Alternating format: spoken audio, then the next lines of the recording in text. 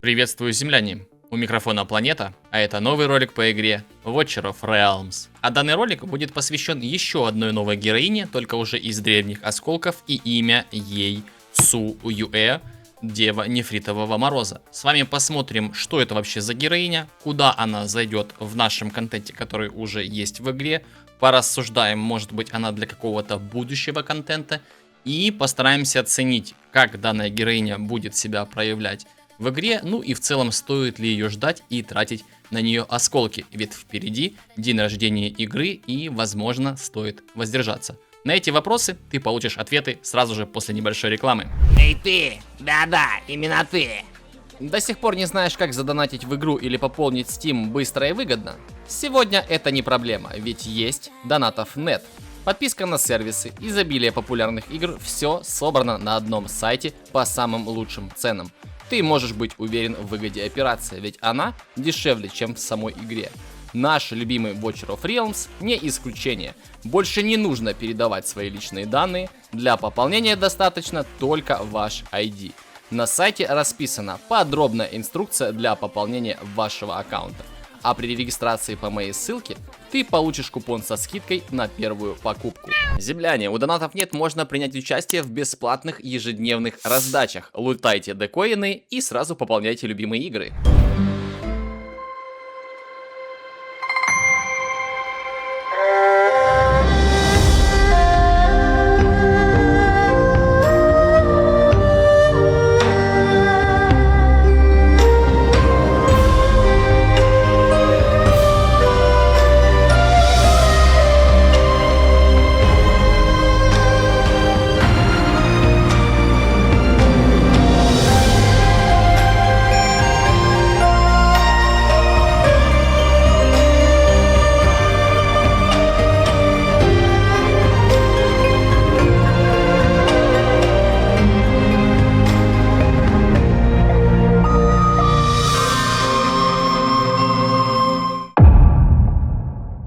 Ну что, мультик посмотрели? Вот, пожалуйста, Су Юэ вашему вниманию. Достаточно колоритный такой ролик с интересной такой душещипательной музыкой. Но, наверное, будем путать ее с Эрланом Шенем в начале, по крайней мере, синематика, так как он черно-белый и там, и там. Но со временем уже поймем, да, кто нам выпадет. Достаточно красиво выглядит. Вот у нее тут такой расколотый меч. Такой вот у нее, не знаю, что это, ночная пижамка, да, тут лотос такой. Воплетенные волосы, тут что-то у нас какой-то купальник скрытый. Ну, короче, достаточно красиво выглядит героиня. Также у нее вот тут какая-то наклейка, не знаю, наверное, бесплатный проезд в Индию. Ну да ладно, это все шутки. Достаточно прикольно выглядит. Су Юэ — это у нас тактик с обычным типом урона. Принадлежит сразу же к двум фракциям судей и северян. Специализация у нее массовая физическая атака, быстрое возрождение, реальный урон и пробивание защиты. Радиус базовой атаки вы видите на ваших экранах. Дальше смотрим, блок у нее 0 единиц, то есть она никого никогда не блокирует. Стоимость 15 единиц и время повторного размещения 60 секунд. Сейчас на ваших экранах будет рецензия от разработчиков. В официальной версии игры она будет вот с такой вот локализацией, как я вам сейчас прочитал, потому что тесты, которые вы увидите сейчас, будут с ее старой версии, потому что локализацию поменяли, а навыки, к сожалению, не поменяли. Но это важно иметь в виду, потому что, вот видите, размещение оно будет до 4 раз за бой, это будет уже в официальной версии. А на тестовом сервере она беспробудная, будет размещаться 3 раза и стоить 20 единиц. Все, я надеюсь, здесь все понятно. Давайте посмотрим подробные ее характеристики базовые. Нажимаем максимальный уровень. Радиус ее базовой атаки никак и не изменился, поэтому смотрим базовые характеристики. 18619 здоровья. Атаки у нее 5472. Защита 1982 и сопротивление магии 1213. Здесь, вот видите, у нее написано 36 минус 5. Учитываем то, что у нее там есть в таланте приписка, которую мы с вами прочитаем. То есть у нее минус 24 секунды к повторному возрождению изначально. Интервал атаки у нее 2,6 секунды. Скорость атаки 100, шанс крита 0, крит урон 150, эффект исцеления по нолям, восстановление ярости 0. Автовосстановление ярости 13, восстановление ярости при нанесении базовых атак 10 и восстановление ярости при получении урона 5. Вот эти вот, вот это вот значение, вот эти вот характеристики ей абсолютно не нужны. Можно было даже, наверное, поставить по нолям, было бы абсолютно пофиг. Потом поймете почему. Давайте сравним ее немножечко с другими героями. Лулу мы с вами посмотрим потом, пока ее показывать даже не буду. Давайте сравним с Лейканом. То есть это у нас тоже тактик. Здесь у него 5400, 30 тысяч здоровья. Ну, как будто бы атака у них плюс-минус в одном диапазоне. А вот здоровье ЦМ, конечно, у Лейканчика пободрее, да? Если с Валарой сравнивать, то вообще невозможно сравниться. 6119 атаки, это однозначно очень большая разница между ними. Давайте посмотрим Моридена. У Моридена 5400, плюс-минус тот же диапазон, но здоровье у него побольше. Ну и давайте Астраэля, хоть он вообще в соло цель, да, как и Мориден, тоже 5400, но база по хпшке выше. Что у нас Гуань скажет? 5600 и 26 тысяч.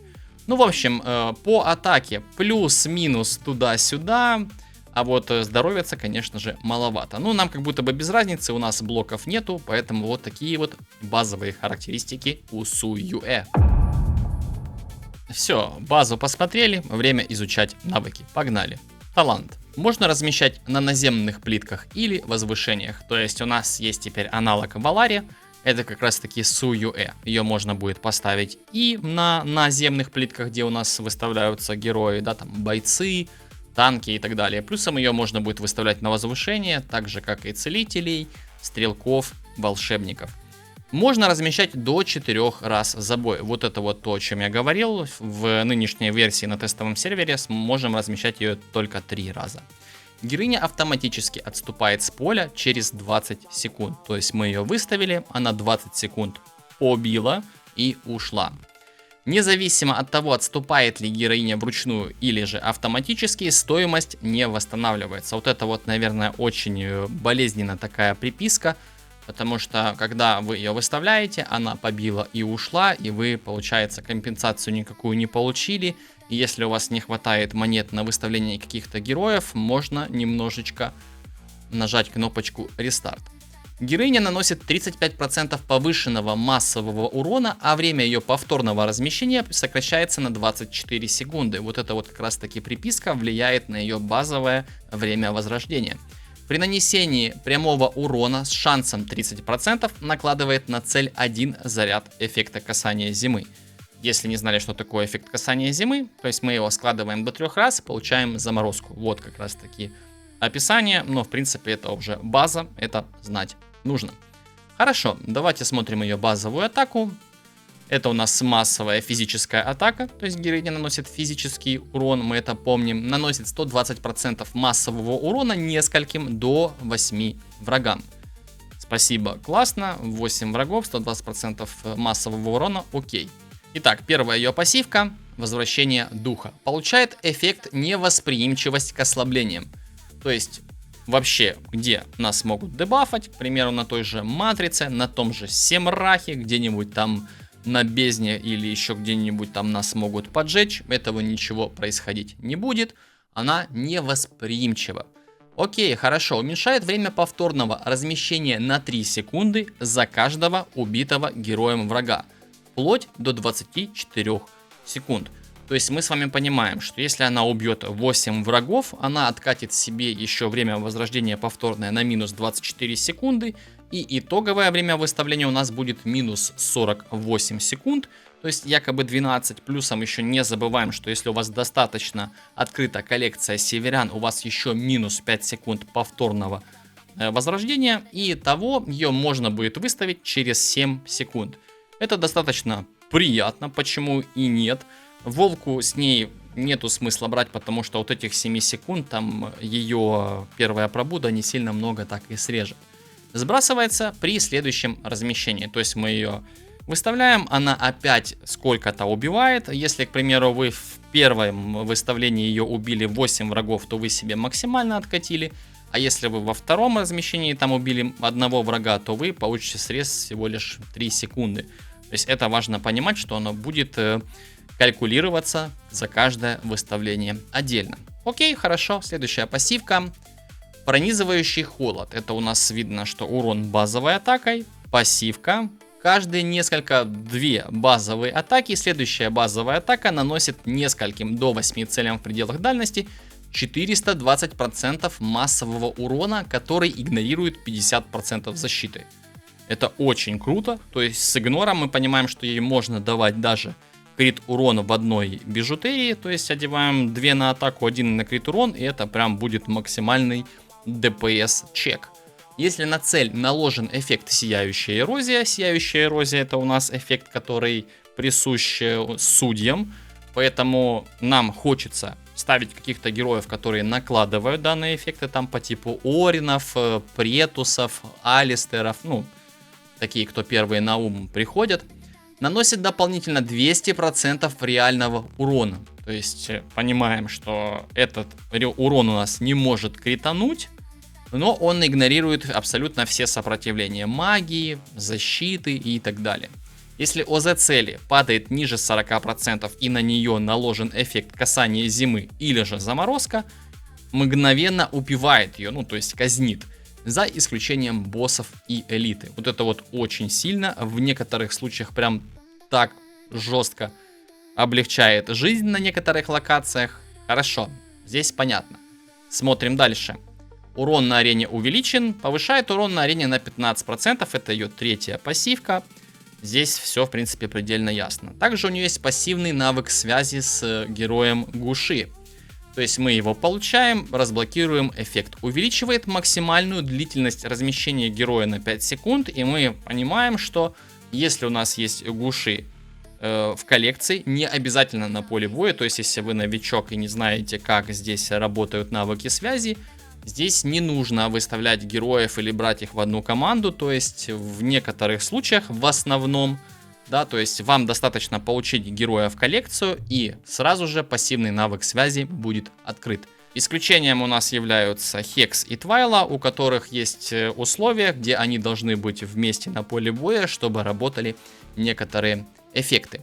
Окей, хорошо, приятно, вместо 20 секунд 25, с учетом ее взрывного урона, это круто. Хорошо, давайте теперь смотрим ультимативную способность. Клинок пустоты. Радиус такой же, как и радиус базовой атаки, применяется автоматически. Хорошо, то есть, видите, никакой ярки у нее здесь нету, поэтому я и говорил о том, что зачем ей в базовых характеристиках автовосстановления ярости писать, непонятно. Хорошо. Может сработать сразу после размещения, притягивает наземных врагов до 8 в пределах дальности базовой атаки перед героем. Затем 3 раза наносит 600% массового урона, который игнорирует 50% защиты врагам до 8 в пределах дальности и накладывает эффект состояния обездвиживания. Она обездвиживает аж на 10 секунд. Это очень много на самом деле. И накладывает уязвимость к физическому урону плюс 30%. Также на 10 секунд. Обездвиживание, ну просто лютейшее. На 10 секунд просто обездвижить цели, которые будут получать дэмэдж. Но это очень сильно.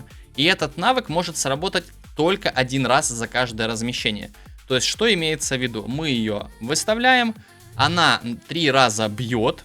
Обездвиживает, стягивает, накладывает уязвимости и все. То есть ультимативная способность у нее закончилась.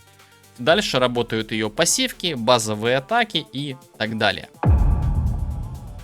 С навыками разобрались, звучит достаточно так внушающе. И игноры, и реальный урон, и взрывной, и казнь, и обездвиживание, и заморозки с касаниями. Вау. Давайте смотреть пробуды. Первая пробуда оставляет эффект лунный мороз. Как он выглядит? Она просто перед отступлением втыкает свой меч в пол, и он якобы начинает пульсировать. Вот это будет у нас эффект лунный мороз. Что он делает? Пока находится на поле боя, каждые 3 секунды накладывает один заряд эффекта касания зимы на врагов до 8 в пределах 2 плиток на 3 секунды. Не может блокировать врагов на текущей плитке при смерти или отступлении, который длится до следующего размещения героя. Вот здесь важный нюанс по поводу этого лунного мороза. Если мы на него поставим героя или же призванное существо по типу фантома Акиры там или эльфа Эловин, меч удалиться. То есть это важно знать, если вы будете пользоваться данным героем, когда он вам упадет. Ничего на плитку, ну, по крайней мере, если вы ее на первую пробуду выловите минимум, на плитку, где будет воткнут ее меч после ее отступления, ни в коем случае никого и ничего мы не размещаем. Почему? Потому что мечик просто пропадет. И следующая приписка ее вот этой первой пробуды, она очень важна для нее самой. Если затем героиня размещается на позиции данного эффекта, увеличивает ее атаку на 10% и дает щит, равный 100% ее атаки, всем союзным героям в пределах дальности базовой атаки на 10 секунд. То есть, если мы понимаем, что у нас у героев, у северян есть какие-то определенные бонусы, которые они получают, получая щит, то вот как раз таки с помощью Су Юэ мы сможем на первой пробуде абузить эти бонусы для северян, да, условно. Если у Акиры там, к примеру, повышается восстановление ярости, то, к примеру, под лидеркой Элдра у нас все будут получать атаку, равную там какого-то количества щитов, да, там 20, просто щит накидываем, 20% атаки получаем. Следующее, второе пробуждение, атака плюс 300 к базе, окей, хорошо. Третья пробуда, смотрим, увеличивает дальность базовой атаки и суперспособности, а также увеличивает их максимальное количество целей на 4, то есть получается вместо 8 12. И пробуда по своему эффекту похожа на третью пробуду Эвномии. Достаточно интересная пробуда, достаточно развязывает руки, чтобы дамажить. К примеру, на той же матрице у моего китайского коллеги был видос, где он показывал, что ее можно поставить по центру, она будет сразу бить две линии. Но здесь есть такое большое но. Если у вас, к примеру, не хватает дамагеров, которые могут защищать полностью весь спектр вот этих вот моллюсков, которых босс все время спамит, тогда через 2 минуты у вас может произойти такое, что будет сдетонирован вообще моллюск и сотрет всю карту с вашими героями. Здесь важно понимать, что это в принципе не нужно делать. Это лучше ее поставить на какую-то одну линию, потому что даже по центру вы не сможете нормально абузить ее первую пробуду. Но в целом это достаточно такой интересный факт, что если вы ее поставите, она будет просто спиливать первые ряды двух разных линий на матрице. Хорошо, дальше смотрим четвертая пробуда, и она у нее здесь с эффектом без пробивания, а конкретно с усилением пассивки. Увеличивает урон эффекта, пронизывающий холод, на 20%, то есть мы понимаем, что вместо 420% она будет наносить урон в размере 440%, и этот урон дополнительно увеличивается на 10%, когда у героя есть щит. То есть мы понимаем, что мы выставляем Су Юэ, она на 10 секунд получает щиточек, и как раз таки благодаря четвертой пробуде еще получает увеличение урона на 10%, когда у нее есть щит. Плюсом, если через 10 секунд мы его обновим, то данный эффект продлится, почему бы и нет, круто. Пятое пробуждение повышает количество раз, когда героя можно разместить за бой, на единицу. То есть все тесты, которые я вам буду показывать, я буду показывать на ее пятой пробуде. И знайте, что этот эффект у нее будет как на нулевой пробуде на глобале. Я еще раз акцентирую, просто чтобы это нужно реально понимать. Потому что на глобале, на пятой пробуде ее можно будет разместить 5 раз. А здесь я смогу ее размещать на пятой пробуде только 4 раза, что будет равно беспробудной версии на глобале. Все, к этому, я надеюсь, возвращаться не нужно будет. Погнали в таблицу тестов. Итак, таблица тестов перед вами. Сеты, которые нам надо одевать на дамагеров, все проверил, кроме нескончаемого гнева, потому что 30 критических атак она нанесет и уйдет, поэтому сильно мы эффекта от данного сета не получим. По поводу магии души, честно говоря, немного не пойму, почему именно в магии души она так хорошо надамажила, но здесь поправку сделаю, потому что я сразу же ее выставляя ультанул всеми героями, и она сразу же была под максимальным бустом от сета. Но здесь всего лишь навсего на 60 атаки больше, чем в катаклизме. А смотрите, какая ситуация. Магия души она набила больше, чем во фракционке судей, где аж на 187 атаки больше, чем в катаклизме. Как будто бы рандомных механик у нее особо и нету. Я не знаю, почему такая разница. Все разницы в сетах вы видите. но плюс-минус погрешность ничего страшного. То есть это 3 миллиона урона. Понятное дело, что если бы это были прям объективные тесты и статы были плюс-минус вровень, даже не плюс-минус, а вровень, тогда это большая разница, да. А здесь конкретно из-за вот такого вот разброса сложно сказать, что именно будет лучше, магия души или же катаклизм с фракционкой судей, да. Но, тем не менее, эти два сета я считаю плюс-минус равнозначными. По поводу песни Ада, смотрите, какая ситуация. Большие цифры урона, да, здесь у нас показаны. Но за счет того, что бонус длится 20 секунд, а героиня за счет своей связи, ну, без связи не могли потестить, потому что их сразу выдали на тестовый сервер и Гуши, и Суюэ. Поэтому она после того, как бонус песни Ада пропадает, еще 5 секунд бьет. И как будто бы плюс-минус то на то и выходит. Но данной героине можно выбирать песни Ада Кольцо Судей, потому что оно есть в этом сете. Но я думаю, результат будет еще сильнее за счет того, что там будет прибавка еще к атаке. Хорошо, я думаю, здесь разобрались. Погнали смотреть теперь, под какими лордами лучше всего играет. Здесь мы тестили Претуса, Орина, Ривенхальда и Элдра, потому что под Хартсом нету смысла проверять, так как он под щитами повышает защиту и никак на урон на ее не повлияет. Смотрим, здесь у нас тестировались судьи без вдохновения. А почему здесь с вдохновением? Потому что я с Элдром брал Ривенхальда, так как Ривенхальд дает вдохновение, а без вдохновения как будто и нету смысла смотреть его, да. И поэтому менял просто лидерки, а Ривенхальд у нас всегда был с одним значением шмота и всегда должен был давать якобы одно и то же вдохновение. Но так как Элдер под щитами бустит атаку своим, да, софракционистом, поэтому в любом случае под Элдером Ривенхальд должен давать вдохновение лучше. Ну так и получается, что под Элдером, если сравнивать с Ривенхальдом, урон реально вырос, то вот под Орином и даже под Претусом без вдохновения, ну урон, вы сами понимаете, если сюда добавить еще вдохновение, будет еще выше.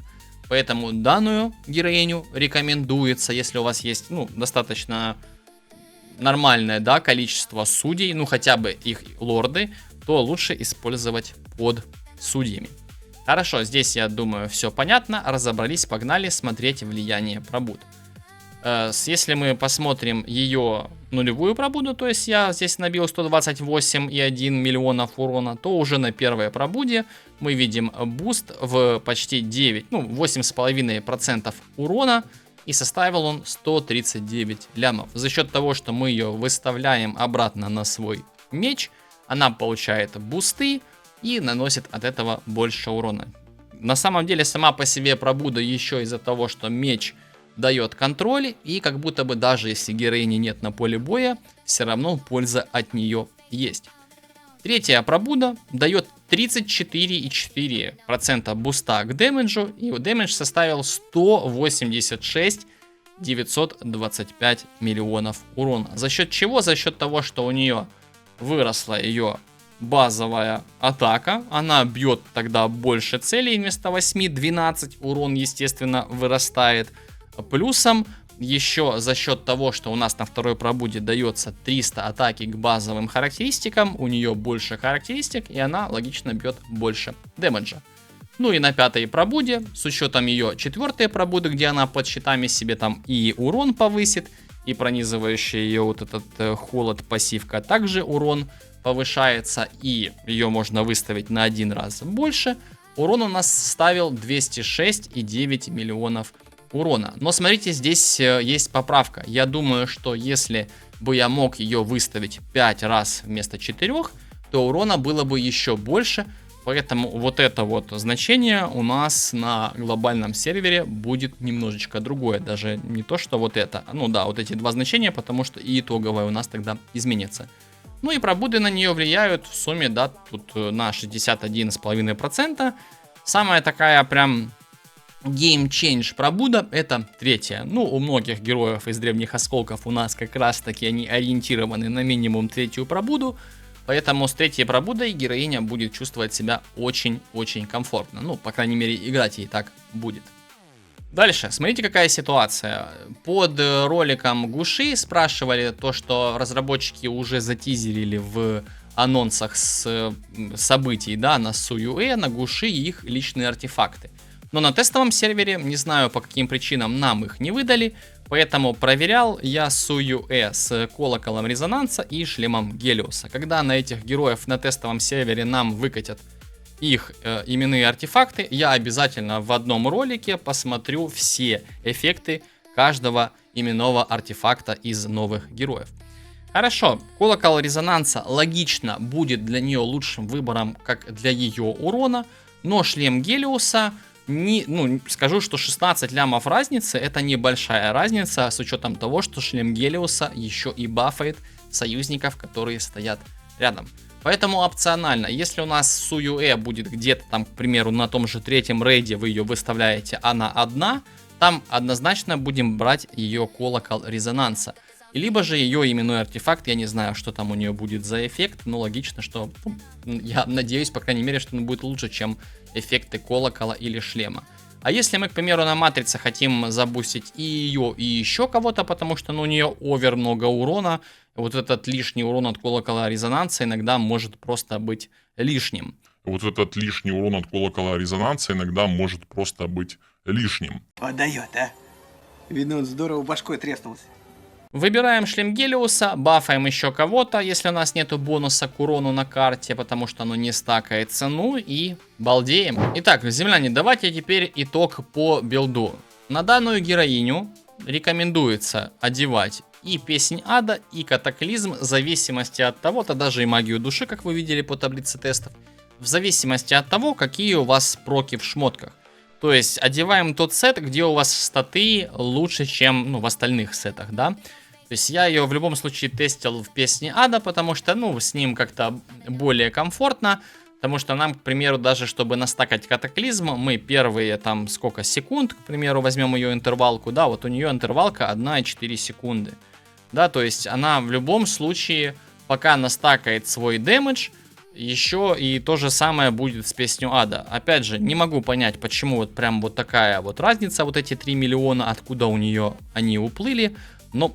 Ладно, ничего страшного, то есть тестилась она одна, то есть никто не мог повлиять на ее урон, никто не мог украсть у нее урон, поэтому вот так вот. Слева мы одеваем Злую Месть, все так же атакующие статы, одну шмотку мы даем ей на крит урон и 2 шмотки на атаку процент, то есть давайте вот здесь вот возьмем, нажмем только эксклюзивные, найдем на крит урон, вот одеваем, пожалуйста, есть судейская, одели, подогнали, то есть здесь статы неподходящие, тут как раз таки за счет того, что она древняя шмотка, здесь можно выролять еще и атаку процент, и как раз таки будет идеальная шмотка.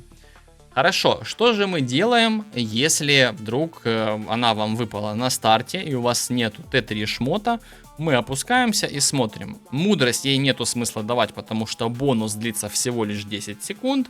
И еще 15 секунд она будет бить, считайте, что голая. Поэтому рекомендую вам Проклятие и Ночной Ужас. Это два таких стартовых сета, которые падают во втором рейде. Вы для нее их выбиваете, одеваете и повышаете свой урон. Здесь важно наносить критические удары, поэтому крит шанс должен быть 100%. А здесь, чем больше врагов у вас в пределах дальности ее базовой атаки, тем выше ваш урон. Слева, когда вы уже красавчики, то у вас Злая Месть. Когда вы еще подрастающие красавчики, здесь подойдет, достаточно почти все, наверное, кроме Вихря. Особо не вижу смысла в Вихре. Бедствие, Дикая Мощь, либо атаку повышаем, либо крит урон. То есть, чего у вас там не хватает, то и подгоняете. Артефакт. Когда выйдет личный, посмотрим, что там с личным. Я плюсом к этому ролику приложу ссылку, да, к ролику, где мы будем смотреть ее личный артефакт. Поэтому опционально и колокол резонанса, и шлем Гелиуса. Колокол резонанса разгоняем урон конкретно с Суюэ, а вот шлем Гелиуса повышаем урон с Суюэ и бафаем союзников на 10 секунд. Первый рассмотренный контент из активностей, да, куда ее можно будет применять. Давайте сначала разберемся на ГВГ, как она будет работать или же не работать. То есть это важно понимать, чтобы сразу же отпали вопросы и мысли в ненужную сферу, где ее можно применять, а где нельзя. В общем, я ее поставил, решил запустить на автобитву просто чисто мою старую запись еще, где я смотрел на Гуши, точнее, не на Суюэ, боже, пока их всех запомнишь. В общем, смотрите, какая ситуация. Я изначально думал, что ее и на карте не будет, но она вот стоит на карте, да, то есть у нас проходит какое-то количество времени, вот, пошел голем, и смотрите, что сейчас произойдет. Она здесь на 5-й пробуде, хоп, все, она исчезла, стоит мечик, да, мечик вот накладывает как раз-таки все эти касания зимы, которые и должен, но все. То есть я вообще думал, если я сейчас увижу, что она где-то выставится, я припухну жестко.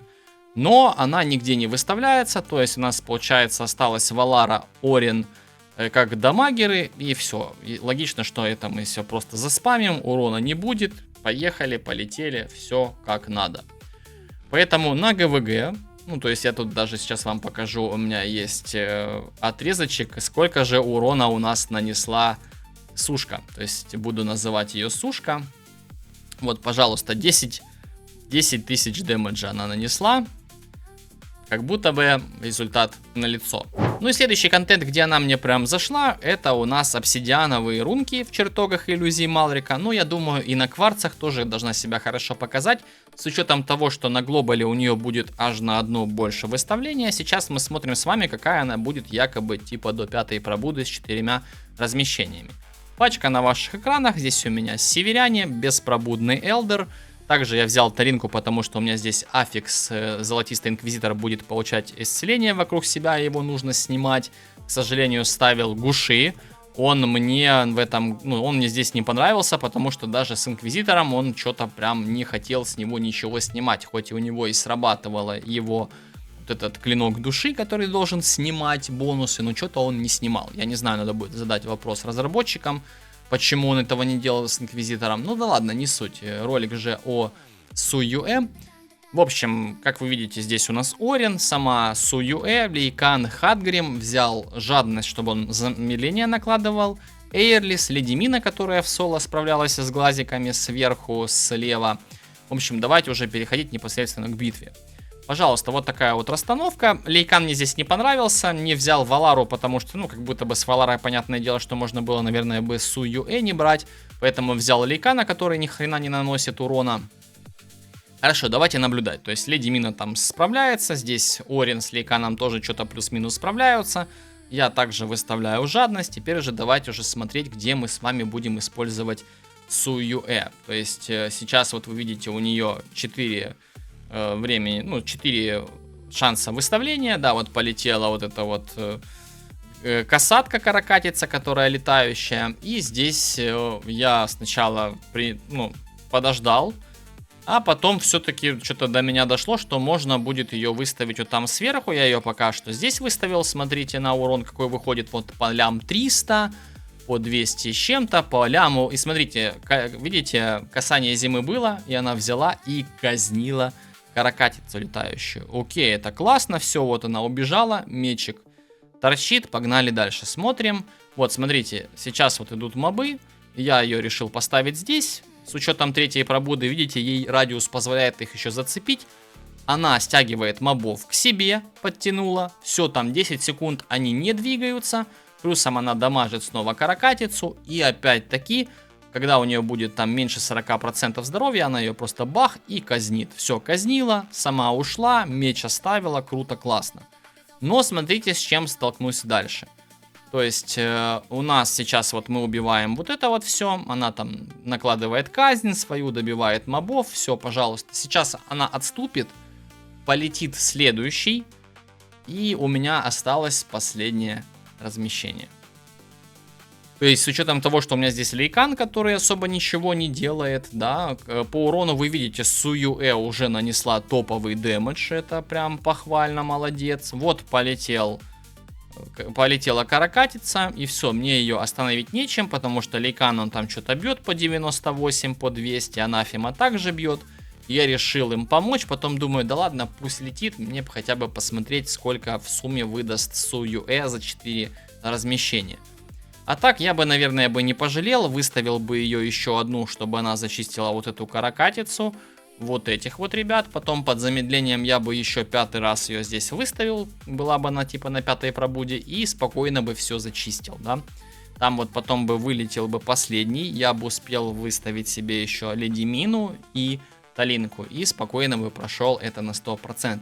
Окей, хорошо. Вроде бы как будто бы на рунках очень даже ничего такая. Двигаемся дальше. Итак, следующий контент, в котором она якобы вообще она сюда задумывалась по рецензии разработчиков, это матрица. Давайте посмотрим. Здесь у нас есть одна обузная механика. Как раз таки, когда мы выщелкиваем лейканом героя на матрице, нету пени за вот выставление, да, то есть за убирание героев, потому что на матрице конкретно, если вы убираете героя, то время его повторного размещения увеличивается на 30 секунд, и это имеет складывающийся эффект. То есть каждое повторное выставление героя после того, как мы его убрали, на 30 секунд продлевается. То есть сначала, к примеру, там вот у Суюэ, первое ее отступление это 37 секунд, потому что 7 секунд она убила всех врагов, это при обычном назначении, но плюс 30 секунд за счет штрафа уже сразу же 37. Потом 67, потом 97, 127 и так вот до конца матрицы. То есть, если, к примеру, нет лейкана, то на 5-й пробуде на глобале, когда мы ее сможем выставить 5 раз, без лейкана, 5-й раз вы Суюэ выставить, к сожалению, не сможете. То есть, как вы видите, здесь я специально оставил место для Суюэ. Мы вот расставились. У меня здесь всего лишь одна Эйрлис и Ривенхальд. То есть, больше никаких целителей тут у меня конкретно нету. Да и Ривенхальд не считается прям вау-целителем. Это тактик, который вдохновитель больше. Плюсом он у нас здесь снимает еды, да. Хорошо, тут мы просто чисто Суюэ выставляем под пакт. И смотрите, какая ситуация. У Акиры у нас по касанию зимы есть бонус урона. То есть здесь будет 2 боя с матрицей. То есть я сначала выставлял Суюэ в помощь на левый фланг, забивал на то, чтобы бустить Акиру. И мы с вами посмотрим, в каком сетапе все же лучше. То есть бустить Акиру или все-таки прикрывать задницу Лейкана, чтобы он, ну, хотя бы не сам здесь дамажил. Хотя здесь еще есть и Леди Мина, и Элдер. Поэтому с уроном как будто бы не должно быть проблем. Но, тем не менее. То есть весь бой давайте смотреть не будем. Вот мы плюс проматываем. Как вы видите, у нас... Сейчас я уберу свою вебку. Вот еще последний раз я выставил Суюэ. Все, больше мы ее выставить не сможем. То есть сейчас у нее ульта заканчивается, и где-то там 2:30 остального времени мы Суюэ поставить не сможем. Все, вы видите, она ушла, меч остался, а иконки больше нету. То есть все, выставить мы ее не сможем. Стоит мечик, который пульсирует, накладывает касание зимы. Здесь для ребят это вообще никакой пользы не приносит, а вот для Киры бы пользу приносило. Поэтому давайте сейчас отмотаем, посмотрим, что у нас здесь по дамагу. Как мы видим, там он Акира 1 и, ну, почти 1,6 миллиарда урона нанесла. Давайте смотреть. Вот характеристики урона. Да, почти 1,6 Акира, 973 миллиона урона Лейкан, он здесь на 3-й пробуде. Всего лишь 600 миллионов урона Орен. Даже 510 лямов нанес здесь Эрланшень, 505 Леди Мина и 483 миллиона урона всего лишь нанесла Суюэ. А вот при этом тесте я уже как раз таки постарался последние разы выставлять Суюэ рядом с Акирой, чтобы уже под конец, когда я не смогу ее выставлять, ее меч остался рядом с Акирой и как раз таки повышал ее урон. А вот сейчас смотрите, у Лейкана сейчас готова суперспособность, я с ее помощью Суюэ отправляю чуть-чуть отдохнуть, и как вы видите, 10 секунд время повторного размещения, но она уже была выставлена до этого, то есть у нее здесь время повторного размещения должно было быть, ну, как минимум 67 секунд. Поэтому, как я и говорил, Лейкан позволяет немножечко считерить, да, проигнорировать механику самого Зербуса слэш матрицы и как раз таки ускорить время повторного размещения как раз таки под следующий факт. Ну и здесь уже потом под сам конец боя, как вы видите, вот он, менчик у меня вот тут пульсирует. Я ее выставлял, чтобы хотя бы здесь вот перед Акирой накладывалось это касание зимы. И тут вот, ну, чисто она здесь дамажила. Так, а вот такой вот урон у нас по механизмам получился, когда мы ставим Суюэ по центру. То есть она бьет в две линии только передние ряды. Да, урона у нее здесь все-таки чуть-чуть побольше, да, 529 вместо 400 там с копейками. Но в целом у нас урон упал на 4000 мехов. Понятное дело, что это погрешность и не показатель особо, но даже сама Акира нанесла даже на 40 лямов почти меньше, чем била, когда мы как раз таки отыгрывали от первой пробуды Суюэ. Также плюс-минус такой же показатель в районе 95,4 тысячи механизмов на матрице, если мы Суюэ ставим всегда по центру. Да, урона больше за счет того, что она цепляет две линии, мобы там обновляются. Но само по себе на урон это не сильно влияет. Почему? Потому что, ну, сколько я раз не перебивал, сколько раз я не переодевал, больше 95 тысяч механизмов именно при такой расстановке не выдается. Еще и за счет того, что последний раз у нас вообще окна, там мы 2 пакта курим, и она у нас не успевает откатиться. Я ее 4-й раз выставил на минуте 20 там перед, ну, короче, на предпоследнем пакте, и все. Это вот без абузов с Лейканом, просто выставлял всегда ее по центру. Мало касаний зимы, Акира не разгоняется, очень плохо восстанавливается фантом. И реально, как вот показала практика, лучше всего ставить Суюэ рядом с Акирой. Ну и к слову, перед тем как пойдем дальше, есть еще проходка вот 97 тысяч механизмов, конкретно с бустом Акиры. Это вот прям максимально, и это у меня только вот получилось выжать вот буквально, да, на монтаже. Смотрите, 97 тысяч механизмов, но я покажу, насколько сильно влияет первая пробуда и Суюэ, не на Суюэ, а на Акиру. Вот, смотрите, пожалуйста, 1,8 миллиардов урона нанесла Акира, благодаря тому, что мы ставим Суюэ, и вот видите, меч стоит рядом с Акирой. Пожалуйста, здесь вот накладывается касание зимы. Давайте даже посмотрим, когда у нас Акира не будет ультовать, сколько у нас целей под касанием зимы. Вот, пожалуйста, видите, почти все замерзает. И за счет того, что, ну, на матрице немного кривоватые хитбоксы, когда меч стоит вот тут, он, ну, подмораживает всех, почти всех медузенков. Но когда вот здесь замораживается только вот передний ряд. Поэтому, надеюсь, также данная информация была для вас полезной. Давайте уже смотреть следующий контент.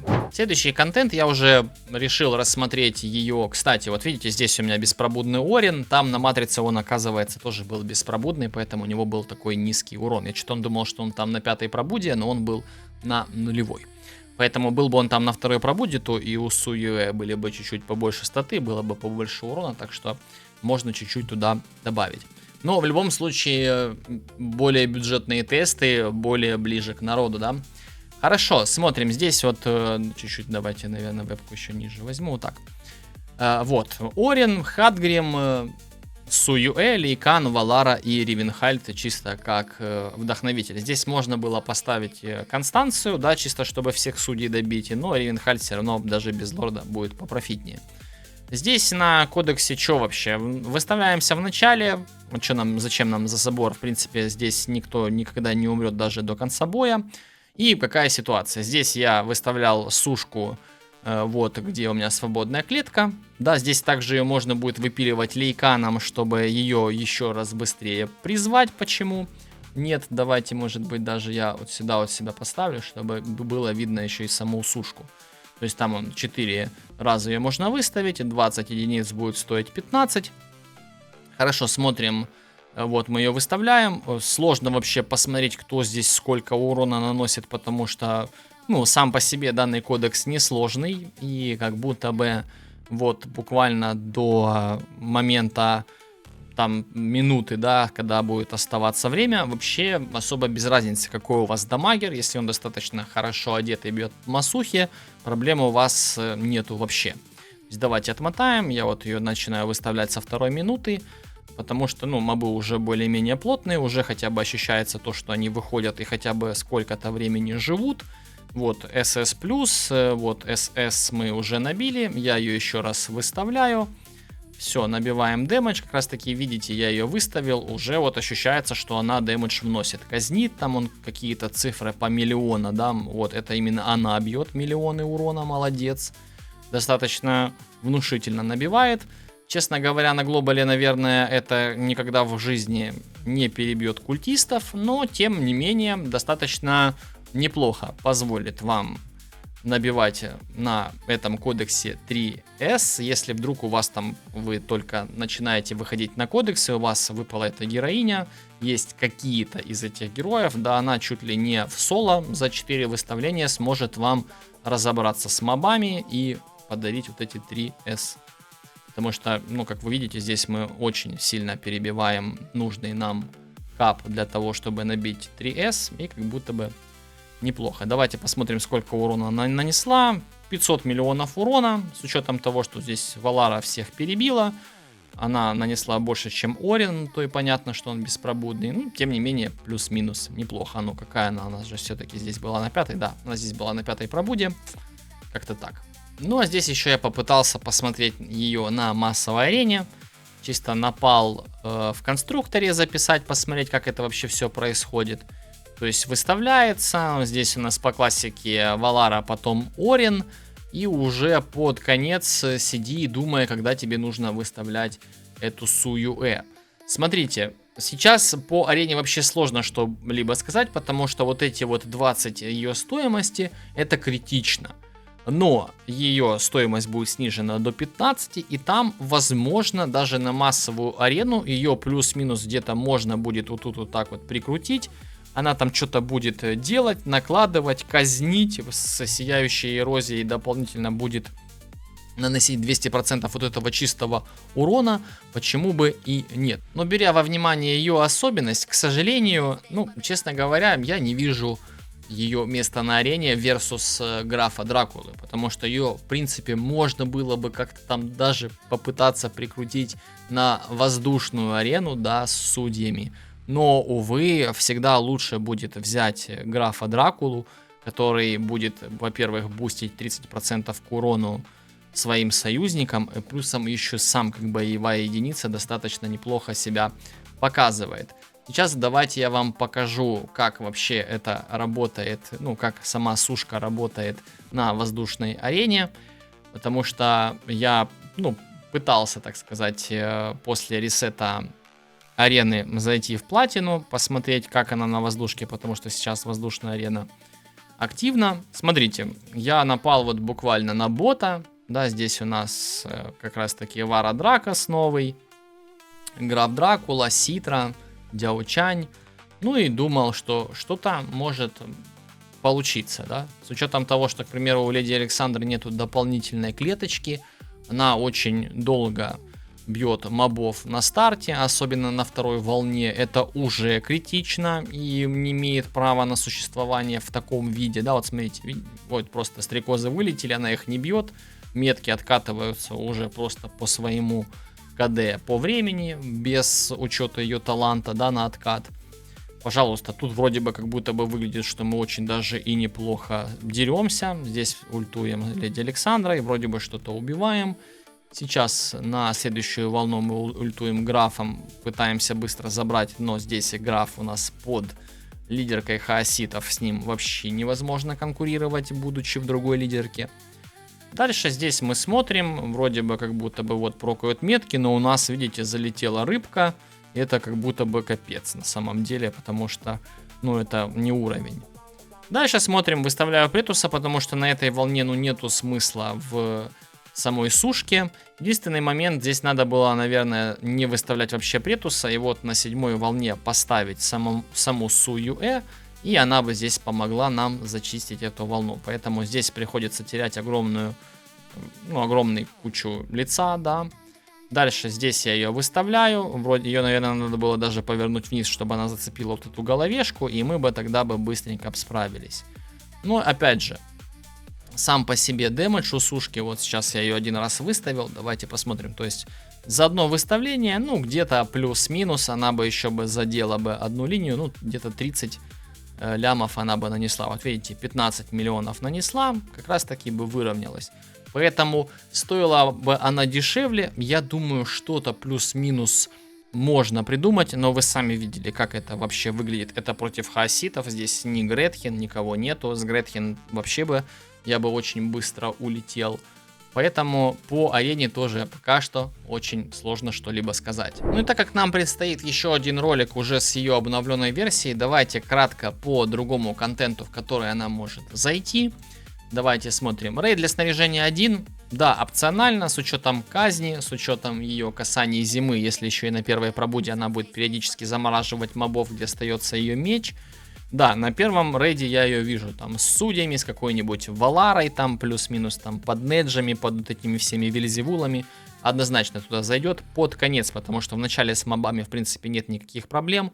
Под конец мы ее выставляем, где-то она бьет, казнит, очень много урона, под антиисцелением должна будет стирать. Рейд для снаряжения 2. Ну, если в начале у нас будет один ДД справляться, если какой-то неджа там условный, да, или еще что-то. Северяне у нас здесь играют, мы в любом случае берем север. Там и Ордея, и Валькиры всякие и так далее. Поэтому, да, ее можно и во второй рейд взять, 100% тоже под конец. Мобы подходят, мы ее выставляем, она всех поубивала, казнила, позамораживала, меч стоит, пульсирует, если на первой пробуде. Выставляем, она также дает щиты. Вот это вот все раскручиваем 4 раза, и нам, в принципе, достаточно. Рейд для снаряжения 3. На любой стороне, то есть и слева, и справа достаточно неплохо на себя там показывает. Может убивать, может казнить. Важно просто ее выставлять в момент, когда мобы выходят, чтобы она их стянула и обездвижила.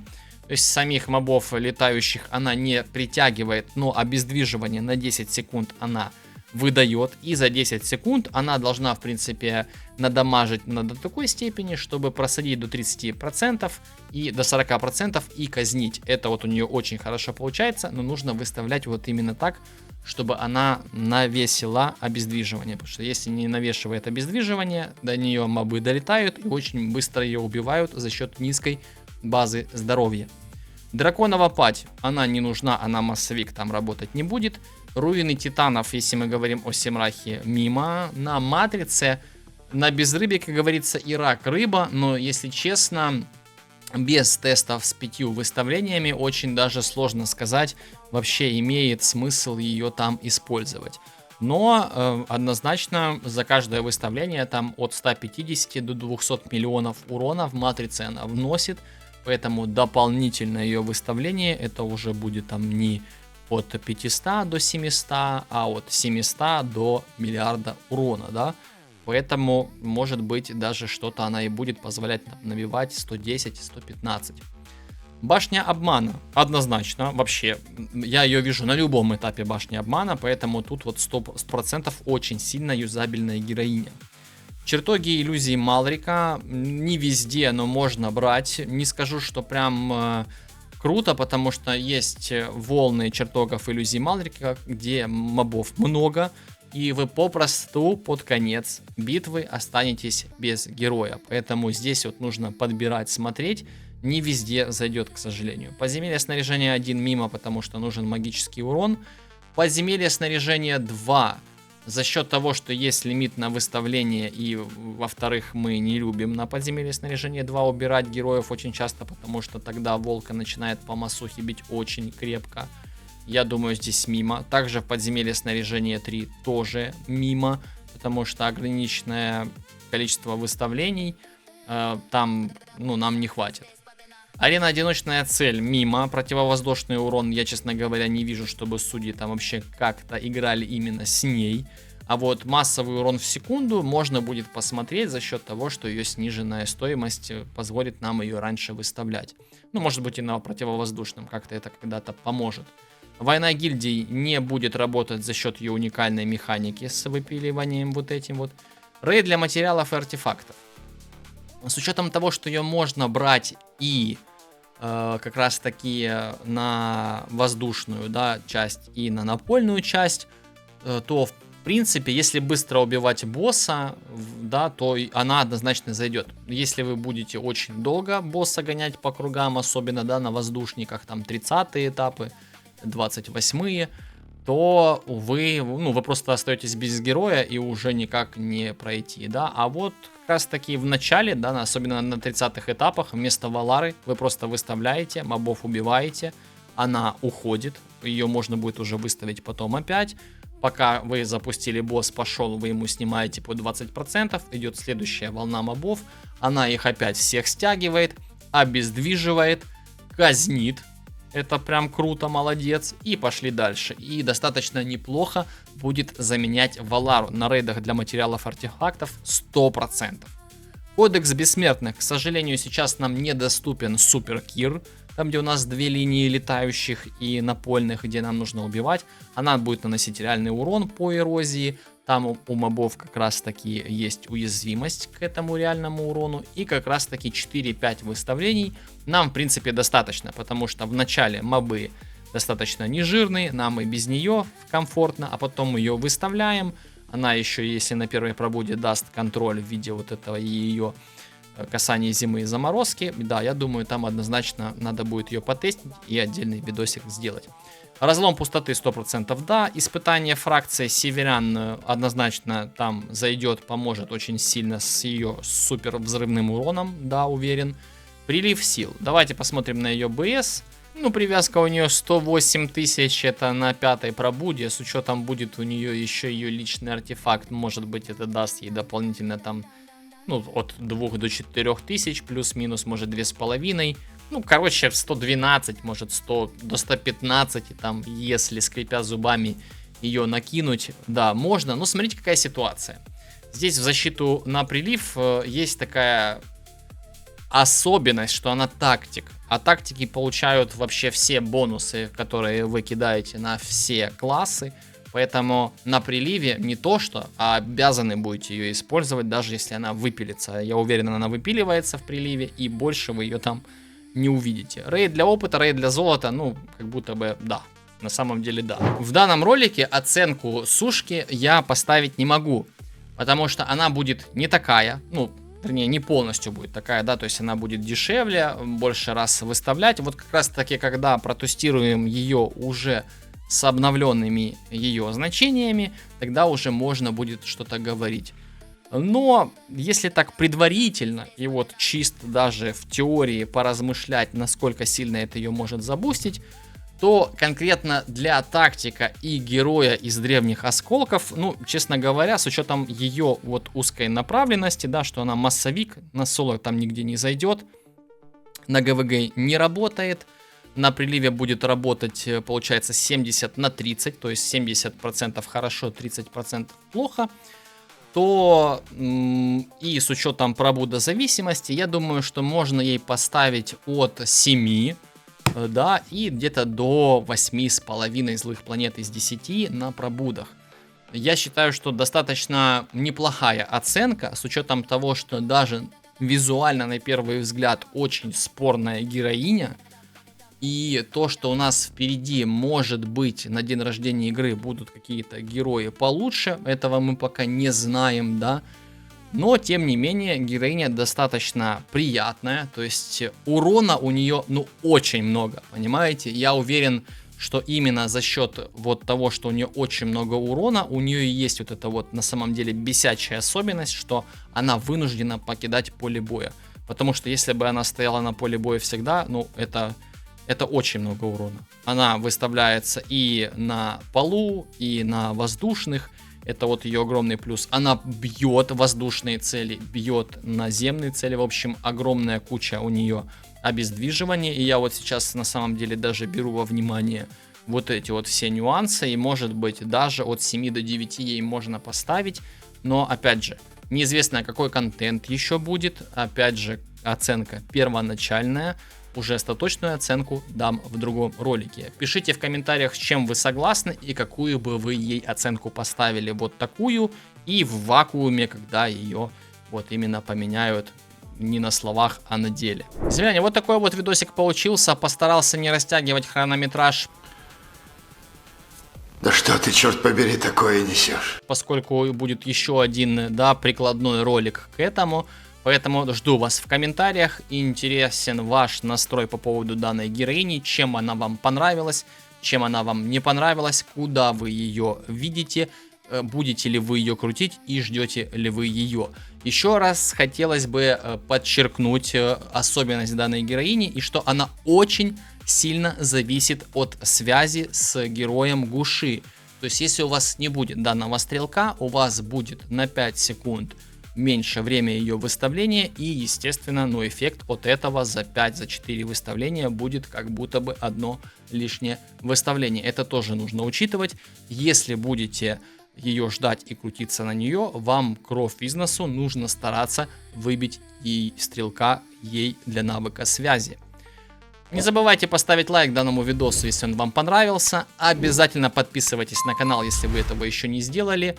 Ну и поделитесь данным видео с друзьями, пусть будут в курсе, какой же герой из древних осколков нас ожидает. Разработчики уже анонсировали баннер с Су Юэ, и параллельно с ней будет герой Лорд Странников Йовар. Поэтому ждем, крутимся, кто крутится. Я пока еще, честно говоря, не знаю, буду ли я открываться. В описании к данному видео будет ссылка на мой телеграм-канал. Подписывайтесь туда, там я уже выложил анонс грядущего события по данным героям. Там даты всех баннеров, даты доступных скинов и даты событий, которые будут приурочены как раз таки новым героям. Не забывайте играть в Watcher of Realms красиво, а меня зовут Планета, и буду с вами прощаться. Увидимся, когда увидимся. Пока-пока.